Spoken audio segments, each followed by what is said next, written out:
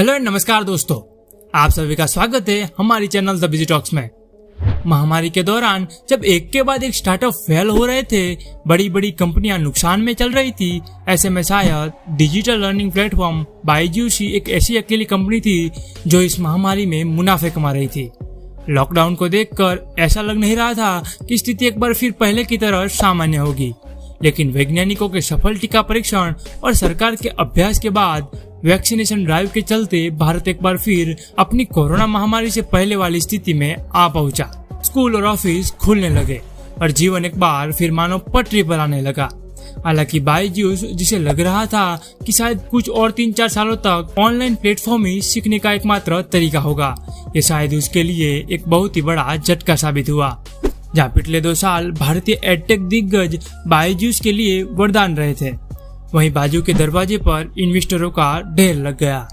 अब बायजूस के पास इतना पैसा था कि वह दूसरे ऑनलाइन लर्निंग प्लेटफॉर्म को खरीदने की लाइन में लग गया। मार्च में मिली फंडिंग ने बायजूस का मूल्यांकन $22 अरब तक बढ़ा दिया। भारतीय एडटेक कंपनी बायजूस ने वर्ष 2021 में अधिग्रहण पर 2.4 बिलियन से अधिक का खर्च किया। यह भारतीय एडटेक यूनिकॉर्न कोविड महामारी के दौरान ऑनलाइन शिक्षा क्षेत्र में दुनिया की सबसे बड़ी कंपनी बन गई। बायजूस ने वर्ष 2020 में व्हाइट हेड जूनियर और अमेरिकन कंपनी ओस्मो को खरीदा।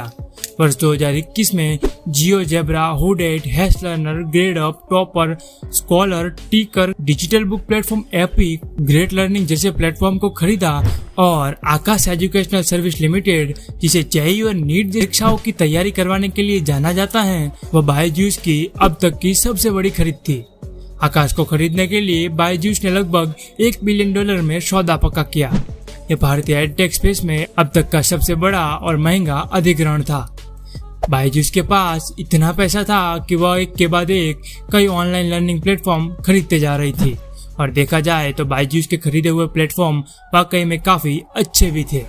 लेकिन आपने वो कहावत तो सुनी होगी कि पैर उतने ही फैलाने चाहिए जितनी लंबी चादर हो। हालांकि बायजूस के खरीदे प्लेटफॉर्म बहुत ही उन्नत थे, लेकिन उसका असर अब बायजूस की जेब पर दिखने लगा है।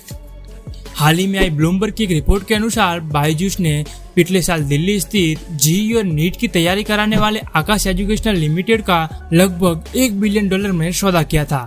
अब बायजूस सौदे के लिए भुगतान में देरी कर रहा है, जिसके पीछे ही केवल यही निष्कर्ष निकल कर आता है कि इस समय बायजूस पैसों की तंगी का सामना कर रहा है। इसी के चलते वह एक के बाद एक कर्मचारी को निकाल रहा है ताकि कहीं से कुछ पैसे बचा पाए और वो आकाश के हुए सौदे को पूरा कर सके। बीते कुछ दिनों में ऐसी भी खबर आई है कि बायजूस ने अपनी समूह कंपनियों में 2500 कर्मचारियों को काम से निकाल दिया है। हालांकि बायजूस का कहना था कि स्कूल खुलने के बाद एडटेक सेवाओं की मांग में कमी के चलते ये कदम उठाया गया है। साथ ही व्हाइट हेड जूनियर और टॉपर में 500 से कम लोगों की छंटनी की गई है। हालांकि छंटनी किए गए कर्मचारियों का दावा है कि अकेले टॉपर में लगभग 1100 कर्मचारियों को बर्खास्त किया गया है। इस समय में बायजूस की तुलना सहारा समूह से की जा सकती है।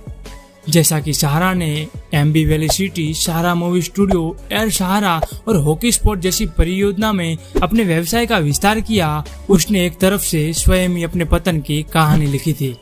बायजूस भी मानो उसी मार्ग पर अग्रसर है। वो अपने कारोबार का विस्तार तो कर रहा है, लेकिन अब सहारा की तरह ही वित्तीय कठिनाइयों का सामना भी कर रहा है। अब बायजूस इस परिस्थिति में से कैसे बाहर निकलेगा, ये तो आने वाला वक्त ही बताएगा। आशा करते हैं कि आपको ये वीडियो पसंद आया होगा। वीडियो पसंद आया है तो लाइक और शेयर करना ना भूलें और हमारे इस चैनल को सब्सक्राइब करना भी ना भूलें। मिलते हैं कैसे नए वीडियो के साथ, नए टॉपिक के साथ। तब तक के लिए गुड बाय।